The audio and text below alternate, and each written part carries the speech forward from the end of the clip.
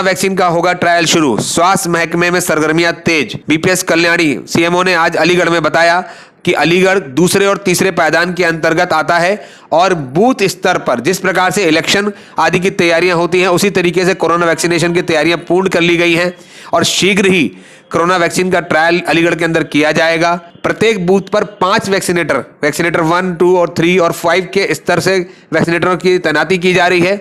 Vaccinator 1 स्वास्थ्य महकमे का व्यक्ति होगा जो कि अधिकृत तौर पर इस वैक्सीन की हैंडलिंग और उसको लगाने के कार्य को सुचारू रूप से देखेगा।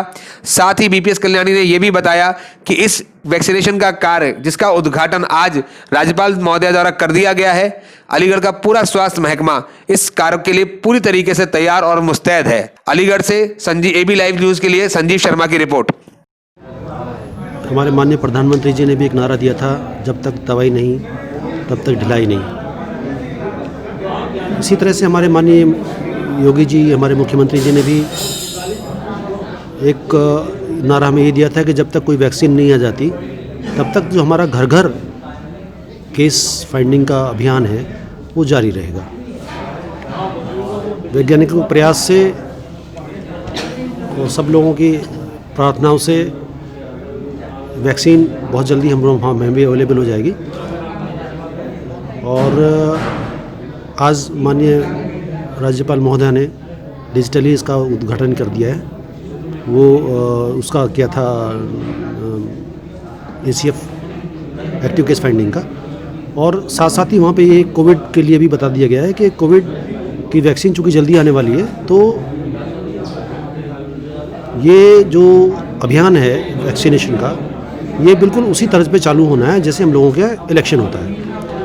वैसे ही हम लोगों ने 5-5 लोगों की टीम बनाई है, जिसमें vaccinator 1, vaccinator 2, vaccinator 3, vaccinator 4, vaccinator 5 5 लोग बनाए गए हैं और पांचों की अलग अलग जिम्मेदारियां तय की गई हैं। हम लोग, जैसे आप लोग वोट डालने जाते हैं तो एक सेंटर पे कई बूथ हो सकते हैं, ऐसे ही यहाँ पे भी संभावना है। और जैसे आप लोग वहाँ पे अगर आपका वोट बूथ नंबर 1 पे पड़ना है तो 1 पे ही पड़ेगा, 2 नंबर पे आप जाके वोट नहीं डाल सकते। ऐसे ही इसमें ऐसा नहीं है कि आप किसी भी जगह जाके इंजेक्शन लगवा लेंगे। हम लोगों ने जैसे वोटर लिस्ट होती है, ऐसे ही हम लोगों ने केस लिस्ट बना रखी है बेनिफिशरीज़ की, और वो लिस्टें 3-3 कॉपी में हम एक सेंटर पे देंगे।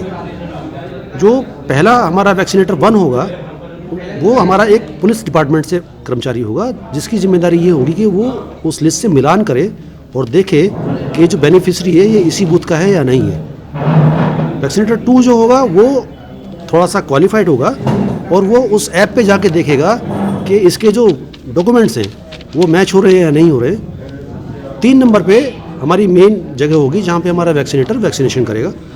वहाँ पे वैक्सीनेटर के साथ साथ भी हम लोग कुछ लोगों को अलग से रखेंगे जो सिर्फ ऑब्जर्व करेंगे, और साथ में अगर कभी दोबारा ज़रूरत पड़ती है, हमें टीम बढ़ानी पड़ती है, तो वो लोग वैक्सीनेटर की तरह हमारा काम करेंगे और उनको ये पता होगा कि जब वैक्सीनेशन करना तो हमें क्या एक्टिविटीज़ करनी है। 4 और 5 जो होंगे वो ये 3 कमरे होंगे। एक गेट पे हमारा वैक्सीनेटर 1 है, 2 हमारा वेटिंग एरिया होगा जहाँ पे 3 हमारा वैक्सीनेशन रूम होगा, और 4 और 5 हमारे जो वैक्सीनेटर होंगे वो होंगे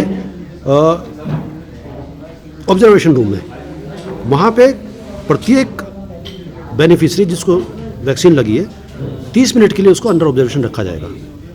भले उसको कुछ हो चाहे ना हो, 30 मिनट बाद उसको घर जाने के अलाउ किया जाएगा।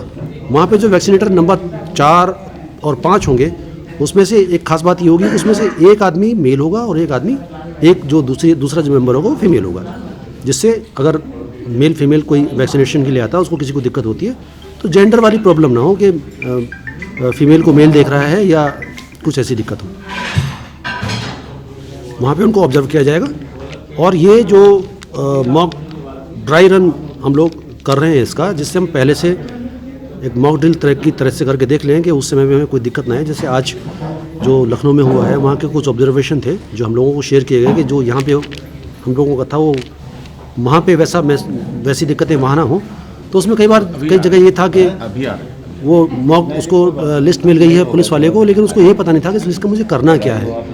लोगों को ट्रेनिंग नहीं थी उस चीज़ की, तो वो चीज़ें हमें बता दी गई हैं। कुछ चीज़ों कई जगहों पे कुछ लॉजिस्टिक की दिक्कत थी, वो हमें बता दी गई हैं। वो सारी चीज़ें हम लोग पहले से ही, चूँकि हमें पता चल गया कहाँ कहाँ क्या कमी निकलनी है, फिर हम लोग भी उसमें ड्राई रन करेंगे, हमें भी अपनी कमियाँ पता चलेंगी। मॉक ड्रिल के हिसाब से सेंट्रल गवर्नमेंट से प्रदेश को वैक्सीन मिल गई है, लेकिन वो मॉक ड्रिल वाली वो है, वैक्सीन मिली नहीं, डेमो है कि हाँ जैसे वैक्सीन मिल जाएगी। तो सेंटर से प्रदेश को वैक्सीन मिल गई, प्रदेश से डिस्ट्रिक्ट को आज शाम तक वैक्सीन मिल जाएगी। तो जब हमें एक्चुअल वैक्सीन मिलेगी तो हमें क्या क्या काम करने रहेंगे वो हमें आज सेम वैसे ही करेंगे कि हम लोगों को वैक्सीन मिल गई, अब वैक्सीन अब कोल्ड स्टोर में पहुंच गई, कोल्ड स्टोर से हम वैक्सीन को लेके जा रहे हैं PSC CSC। जब भी वैक्सीन कैरी होगी उसका रूट होगा फिक्स, और साथ में हम लोगों को उसके लिए सुरक्षा भी देनी पड़ेगी, और सुरक्षा में पुलिस मुहैया कराएगी। वो जब हम रूट बना लेंगे और कहाँ कहाँ पे करना है वो हम लोग पुलिस को प्रोवाइड करेंगे, और पुलिस हमें उसी हिसाब से फिर अपने सुरक्षाकर्मी हमें प्रोवाइड करेगी। कितनी मात्रा में आएगी इसका फिर ये है कि इसमें भी हम लोग जैसे भी मॉक ड्रिल कर रहे हैं, तो मॉक ड्रिल में हमें ये टारगेट दिया है कि 3 सेंटर आप अर्बन एरिया में बनाएंगे और 3 सेंटर रूरल एरिया में बनाएंगे। अर्बन एरिया में हमें थोड़ी सी परेशानी आने की संभावना है, और रूरल एरिया में परेशानी आने की संभावना इसलिए नहीं है कि वहाँ पे जो हमारे कोविड सेंटर हैं जहाँ पे हम लोगों को वैक्सीन लगानी है वो हमारी CSC हैं, हमारे अस्पताल हैं। तो वहाँ पे अगर कोई दिक्कत होती है तो वहाँ पे एक AEFI होता है और एक फिर एनाफिलैक्सिस होती है। AEFI माइल्ड रिएक्शन भी हो सकती है, सीवियर रिएक्शन भी हो सकती है, और सीरियस रिएक्शन भी हो सकती है। माइल्ड के लिए हम लोग वहीं पे ट्रीटमेंट कर लेंगे उनका, मॉडरेट मतलब सीवियर या सीरियस अगर कुछ होता है तो पहले वहीं मैनेज करने की कोशिश करेंगे, और अगर मैनेज नहीं होता तो एम्बुलेंस के सारे हम लोगों ने पहले से कुछ अस्पताल चिन्हित कर लिए हैं जहाँ पे हम ऐसे लोगों को ले जाएंगे। तो चूँकि पहले से अगर प्लानिंग है तो संभावना है कि आप फिर उसी हिसाब से सफलता मिलने की भी संभावना रहती है। एक कहावत है, if you fail to plan it is a plan to fail. तो कोशिश कर रहे हैं हम लोग रिहर्सल कर लें, अपनी प्लानिंग ठीक कर लें, और जब एक्चुअल हमारी वैक्सीनेशन हो उस समय पे कोई ऐसी गलतियां ना हो जिसकी वजह से हमारा जो प्रोग्राम है, जो हमारे वैक्सीनेटर्स हैं, अगर इस प्रोग्राम में हमारे वैक्सीनेटर्स को जो बेनिफिशियरी उनको कुछ दिक्कत आती है, ये मैसेज आपके थ्रू पर्कुलेट कर जाएगा समाज में, और जो अगले फेजेज आएंगे उन फेजेज में फिर हमें लोगों को बहुत दिक्कत आने वाली है। इसलिए हमारा हर संभव प्रयास है कि हमारा ये जो फेज़ 1 फेज़ 2 शुरू होने वाला है ये अच्छे से हो, जिससे जब पब्लिक को हम ये वैक्सीनेशन दें तो उनके अंदर ये कॉन्फिडेंस हो कि इससे कुछ नहीं होता है और ये हमारी सुरक्षा के लिए है।